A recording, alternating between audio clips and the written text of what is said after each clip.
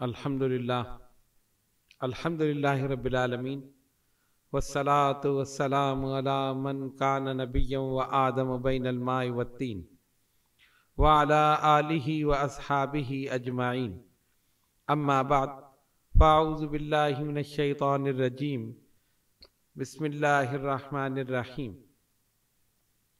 اہل بیت کے چھٹے امام حضرت امام جعفر صادق رضی اللہ تعالی عنہ ہیں۔ آپ کا اسم گرامی جعفر،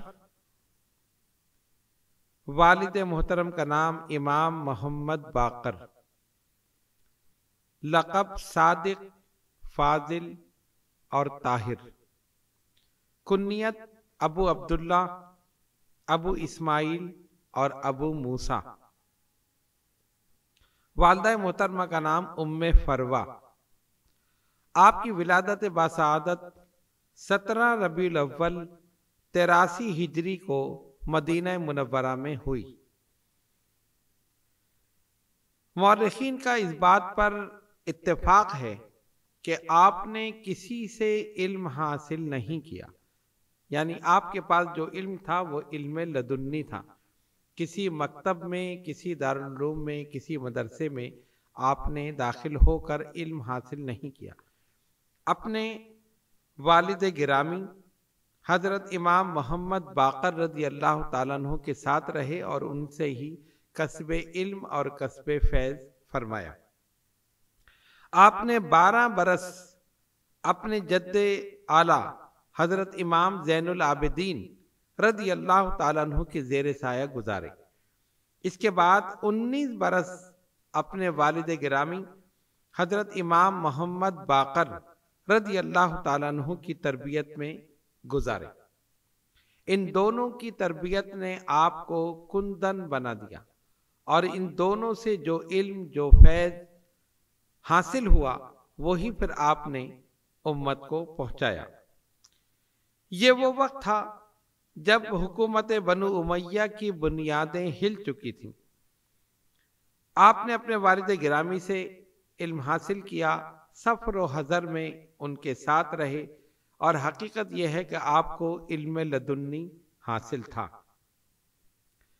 114 ہجری کو جب حضرت امام محمد باقر رضی اللہ تعالیٰ عنہ کی شہادت ہوئی تو امامت اور اہل بیت کی کفالت، تربیت، ان کی سرپرستی، یہ تمام ذمہ داریاں حضرت امام محمد جعفر صادق رضی اللہ تعالیٰ عنہ پر عائد ہوئیں۔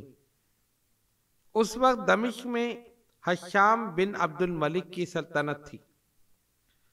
بنو امیہ کے مظالم جو حضرت امام حسین رضی اللہ تعالیٰ عنہ کی شہادت سے شروع ہوئے، اہل بیت پر یہ مظالم مسلسل ہوتے رہے اور وہ امام جعفر صادق رضی اللہ تعالیٰ عنہ کے دور تک جاری تھے۔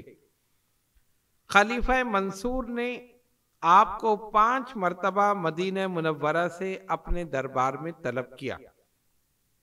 آپ اندازہ کر سکتے ہیں کہ مدینہ طیبہ سے دمشق جانا اونٹوں پر، گھوڑوں پر، خچروں پر سفر ہوتا تھا۔ جس طرح کہ آج کے اسفار ہیں، بہت آسانی کے ساتھ جہاز میں بیٹھ کر چلے گئے، یا بحری جہاز میں یا گاڑیوں میں۔ اس زمانے میں اگر گرمی ہو تو سفر خطرناک ہے، اور بہت زیادہ سردی ہو تب سفر خطرناک ہے۔ کسی خاص کام کے لیے نہیں، صرف آپ کو تنگ کرنے کے لیے 5 مرتبہ مدینہ منورہ سے اپنے دربار میں بلایا، جس سے آپ کو سخت اذیت اور تکلیف ہوئی۔ اس کا مقصد صرف اور صرف یہی تھا کہ آپ کو تنگ کیا جائے۔ آپ نہایت حلیم مزاج، کم گو، تحمل، بردباری، عاجزی، انکساری کا پیکر تھے۔ کبھی کسی کو اپنی ذات سے تکلیف نہیں دی، بلکہ کسی نے اگر آپ کو تکلیف بھی پہنچائی تو آپ نے خندہ پیشانی سے اسے معاف فرما دیا۔ ایک مرتبہ ایک شخص مدینہ منورہ آیا اور مسجد نبوی میں سو گیا۔ حج کا زمانہ تھا غالباً وہ حاجی ہوگا جو حج کر کے مدینہ منورہ آیا ہوگا۔ اس کے پاس 1000 دینار کی تھیلی تھی جو اس نے اپنے سامان میں رکھی اور مسجد میں سو گیا۔ جب اس کی آنکھ کھلی اور اس نے وہ تھیلی تلاش کی تو اس کو نظر نہ آئی۔ اس نے دیکھا کہ کونے میں ایک بزرگ عبادت میں مصروف ہے۔ جب انہوں نے سلام پھیرا تو گیا اور جا کر ان کو پکڑ لیا اور کہا کہ میرے 1000 دینار کی تھیلی مجھے واپس کرو، یقیناً تم نے ہی لی ہوگی، اس لیے کہ تمہارے علاوہ یہاں کوئی نہیں۔ آپ جانتے ہیں کہ بزرگ کون تھے؟ یہ حضرت امام جعفر صادق رضی اللہ تعالیٰ عنہ تھے، جو نوافل میں عبادت میں مصروف تھے۔ آپ نے کوئی لفظ اس سے نہیں فرمایا۔ پوچھا کہ تمہاری اس تھیلی میں کتنے دینار تھے؟ اس نے کہا 1000 دینار میرے اس میں تھیلی میں تھے، میں یہاں سویا تھا اور تمہارے علاوہ یہاں کوئی نہیں ہے، لہذا تم مجھے وہ 1000 دینار دو، تم نے ہی نکالے۔ حالانکہ سوچنے کی بات تھی کہ جو آدمی پیسے نکالے گا وہ وہاں کیوں موجود رہے گا؟ چور کا کام تو یہ ہے کہ وہ وہاں سے چلا جائے، لیکن خیر وہ کم عقل آدمی تھا۔ آپ نے اس کو تسلی سے جواب دیا اور کہا کہ اچھا تم میرے ساتھ آؤ۔ آپ اپنے گھر اس کو لے کر گئے، باہر کھڑا کیا، اندر سے 1000 دینار لا کر اس کو دے دیے اور پھر عبادت میں مشغول ہو گئے مسجد نبوی میں۔ وہ جب واپس آیا اور آ کر اپنا سامان اٹھانے لگا تو اسی میں سے وہ تھیلی گری جس میں 1000 دینار تھے۔ بڑا شرمندہ ہوا، پشیمان ہوا اور آپ کی خدمت میں حاضر ہوا، معافی کا خواستگار ہوا کہ حضور مجھے معاف کر دیں، مجھ سے نادانی میں یہ غلطی ہو گئی اور میں نے آپ کو تنگ کیا، آپ کے اوپر میں چیخا، لہذا یہ 1000 دینار آپ واپس لے لیں۔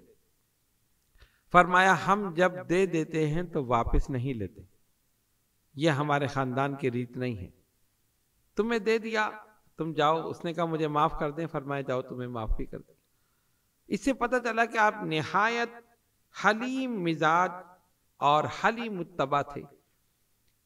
کوئی بھی کسی طرح آپ پر ظلم و زیادتی کرتا، تکلیف دیتا، پریشان کرتا، آپ اسے خندہ پیشانی سے معاف فرما دیا کرتے تھے۔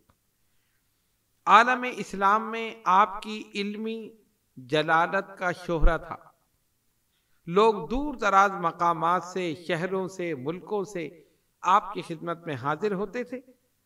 علم فقہ، علم حدیث اور دیگر علوم آپ ان لوگوں کو پڑھاتے تھے، علم کلام وغیرہ بھی اس میں شامل تھے۔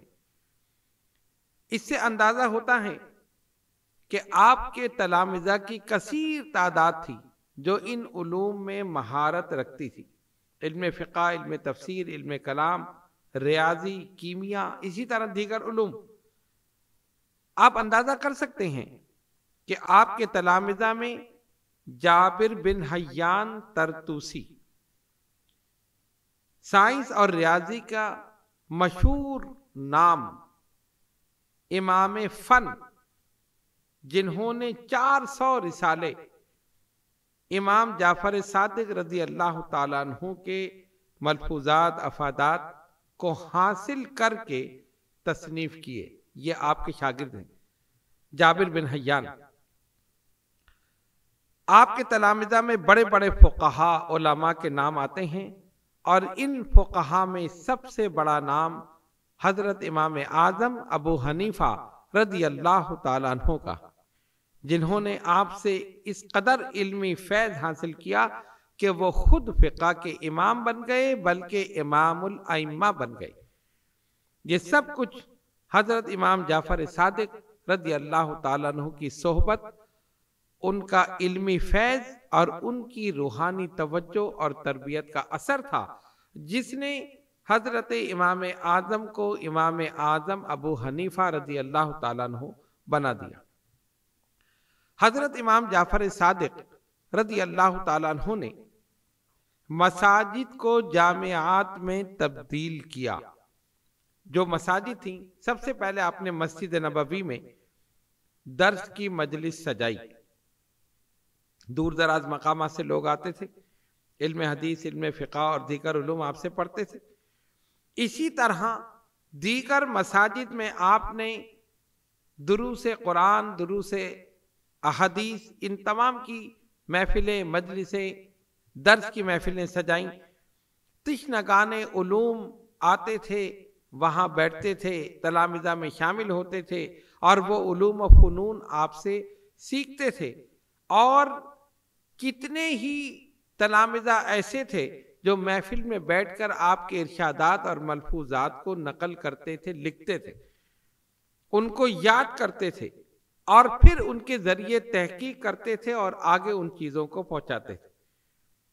حفاظ اور محدثین جو کچھ بیان کرتے وہ ان میں آپ کے ارشادات کا حوالہ دیتے تھے۔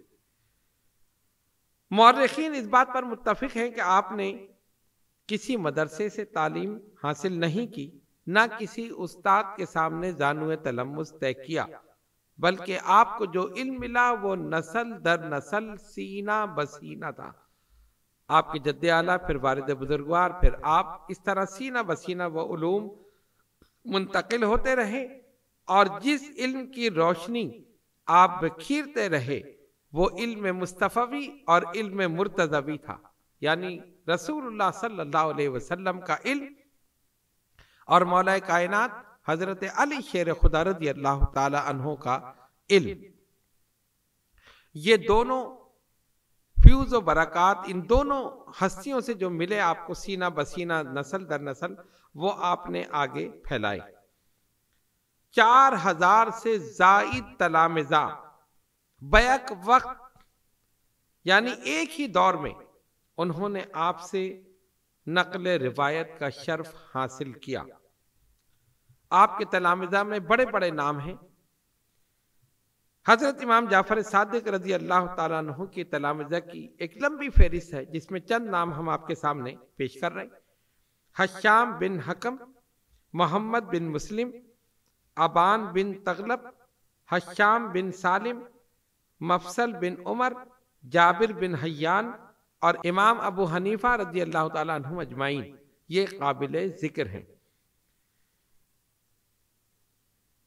ان میں سے بڑے بڑے محدثین اور علماء نکلے جنہوں نے پوری دنیا میں بڑا نام پیدا کیا۔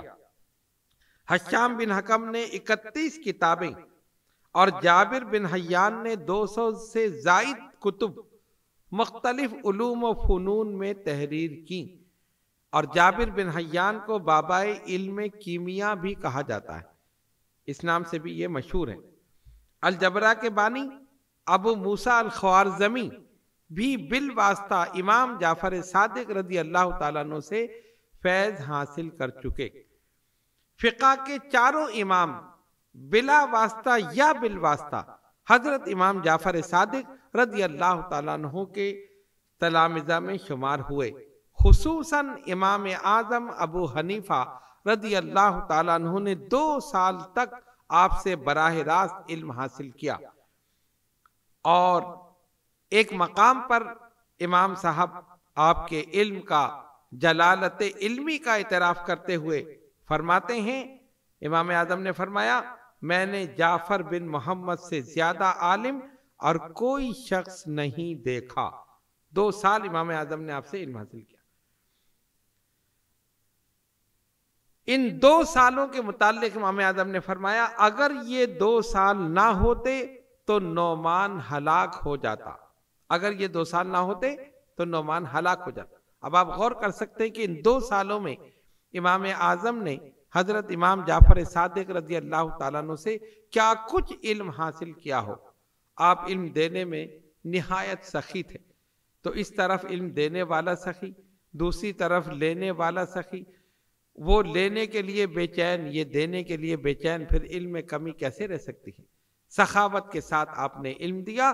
امام اعظم نے اسی طلب، جستجو اور شوق کے ساتھ اس علم کو حاصل کیا۔ اللہ تعالیٰ نے ان کو امام اعظم بنا دیا، امام الائمہ بنا دیا۔ یہ سب فیض ہے حضرت امام جعفر صادق رضی اللہ تعالی عنہ کا۔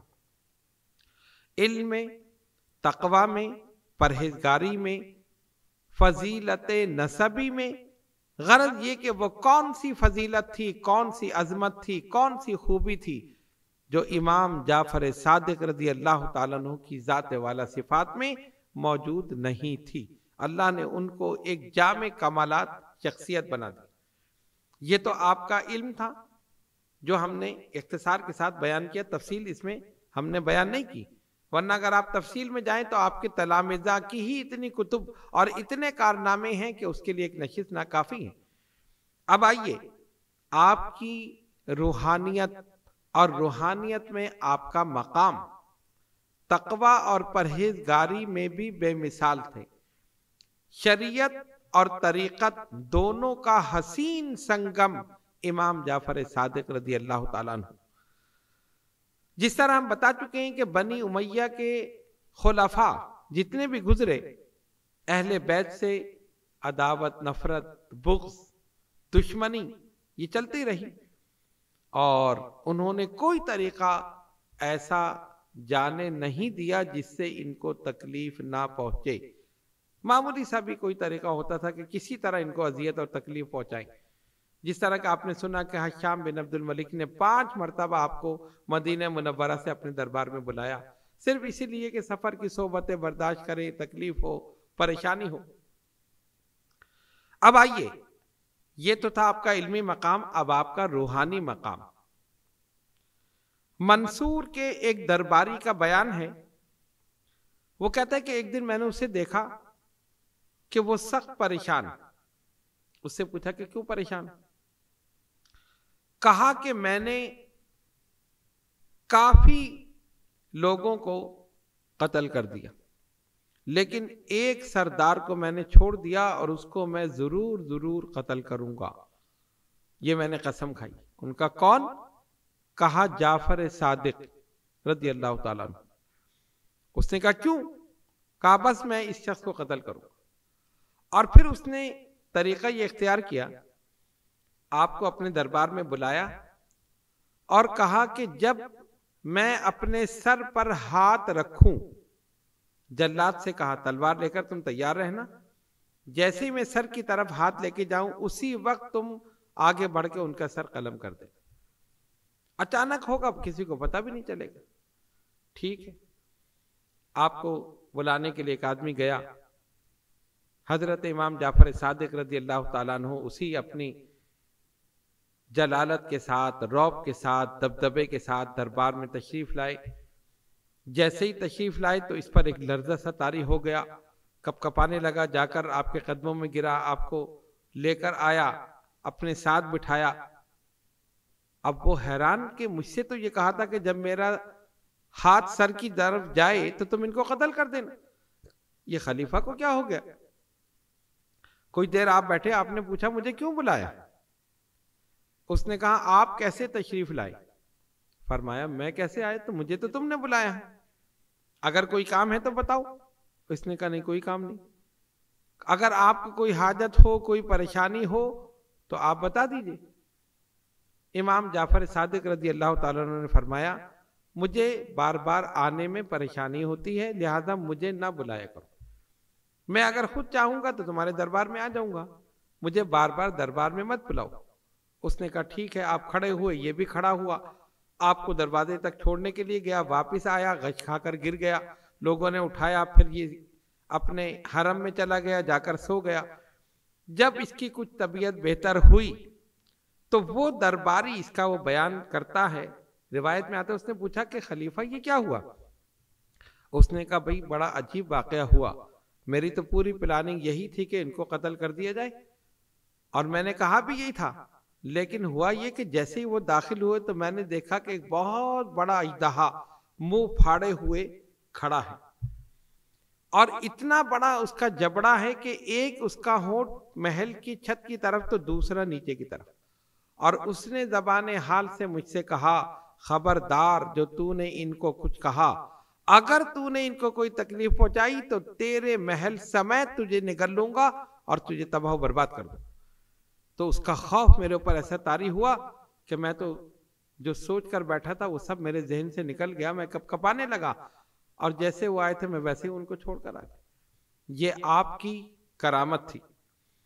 اسی طرح ایک اور مرتبہ اس نے منصوبہ بنایا اور ایک درباری سے کہا جب وہ داخل ہوں، غفلت میں ہوں گے، ظاہر ایک آدمی آتا ہے اس کو پتہ نہیں ہوتا کہ میرے پیچھے کون ہے کیا ہے، تم اسی وقت ان کا سر اڑا دینا، یا تو آتے وقت یا پھر جاتے وقت، یعنی جیسے دربار میں داخل ہوں اس وقت، اور اگر یہ ممکن نہ ہو تو جب مجھ سے مل کے واپس جانے لگیں تو پیچھے سے وار کر دینا۔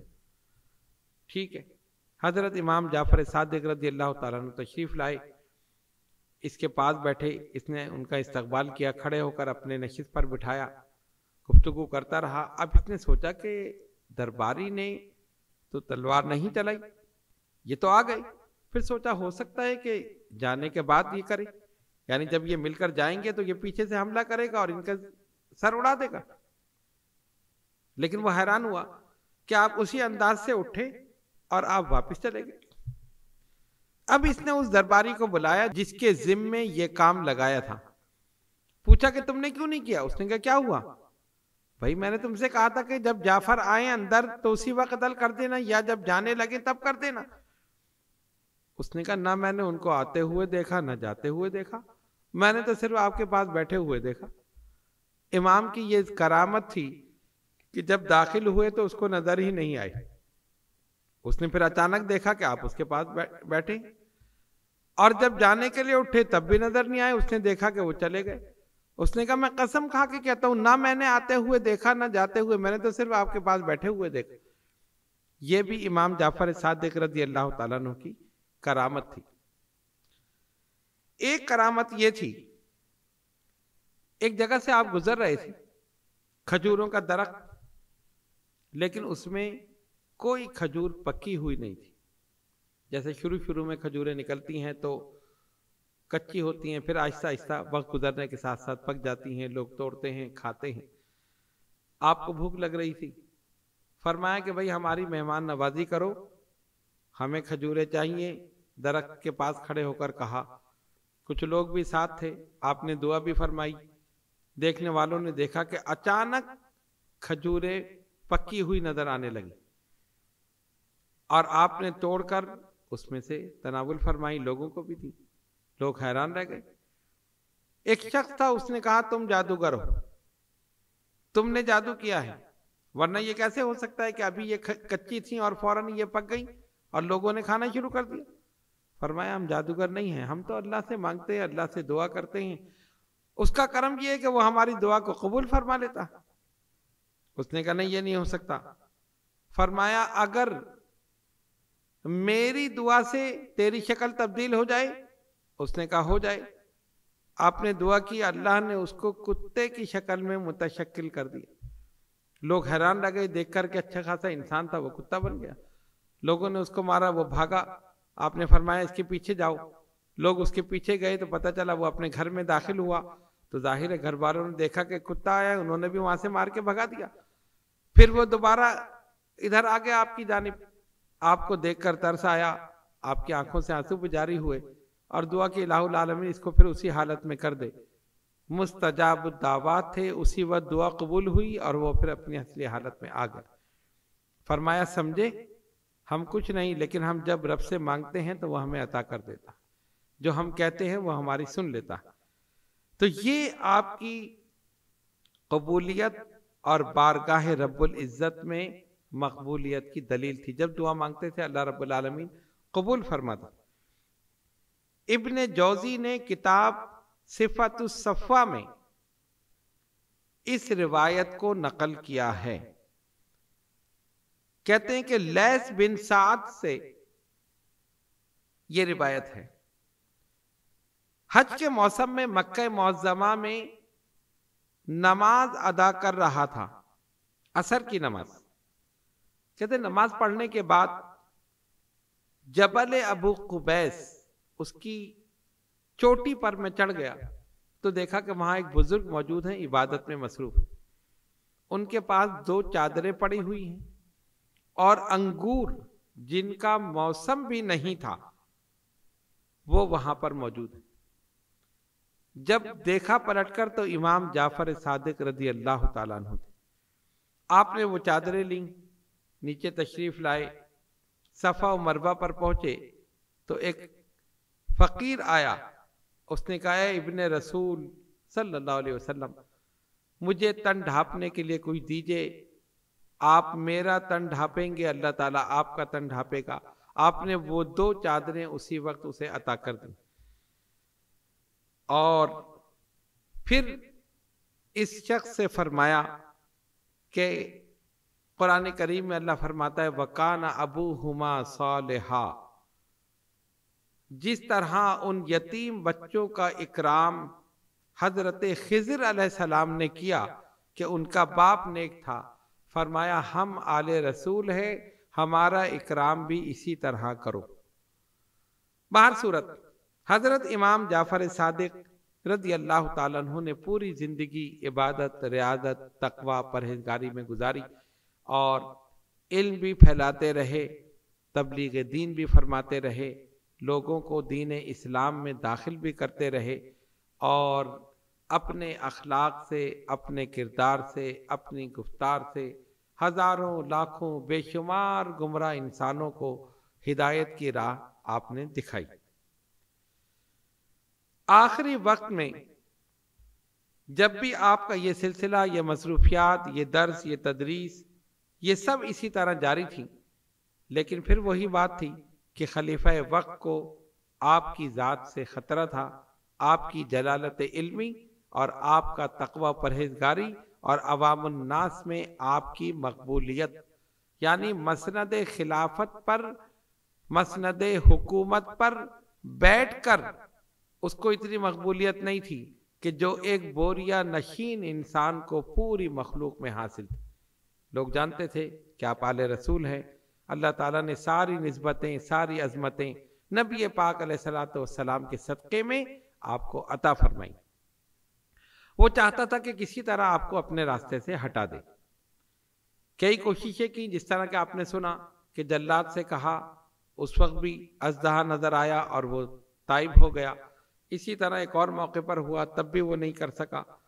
پھر اس نے پرانا حربہ جو دیگر خلفاء نے اہل بیت کے لیے استعمال کیا تھا کہ زہر دے کر اپنے راستے سے ہٹا دیا جائے۔ اس نے ہوشیاری یہ کی، انگور کے ایک خوشے میں کہیں یا کسی اس میں اس زہر کو ملا کر آپ کی خدمت میں پیش کر دیا، اور اس میں سے آپ نے تناول فرما لیا۔ جیسے ہی آپ نے تناول فرمایا، وہ ایسا زہر قاتل تھا کہ چند منٹ میں ہی پورے جسم میں سرایت کر گیا، اور بعض روایات کے مطابق 25 شوال 148 ہجری 65 برس کی عمر میں آپ نے شہادت پائی۔ آپ کی سن وصال میں اختلاف ہے اور بہت ساری روایتیں اس سلسلے میں ہیں، تو ایک روایت کے مطابق 25 شوال 148 ہجری 65 سال کی عمر میں آپ نے شہادت پائی۔ آپ کے فرزند اکبر اور جانشین حضرت امام موسیٰ کاظم رضی اللہ تعالیٰ عنہ نے آپ کی نماز جنازہ پڑھائی۔ جنت البقیع کے اس احاطے میں جہاں اس سے قبل حضرت امام حسن، حضرت امام زین العابدین، حضرت امام باقر رضی اللہ تعالی عنہم اجمعین آرام فرما تھے، حضرت امام جعفر صادق کو بھی ان کے قریب ہی دفن کر دیا گیا۔ گویا اپنے والد محترم، اپنے دادا پردادا، انہی کے قریب آپ کو وہ مقدس جگہ ملی، جنت البقیع، جو جنت کا ایک حصہ ہے۔ اللہ تبارک و تعالی بے شمار رحمت نازل فرمائے آپ کے مرقد مبارک پر، اور ہم سب کو اہل بیت سے محبت کرنے، ان سے سچی عقیدت اور محبت رکھنے اور ان کے نقش قدم پر چلنے کی توفیق عطا فرمائے۔ وآخر دعوانا ان الحمد للہ رب العالمین۔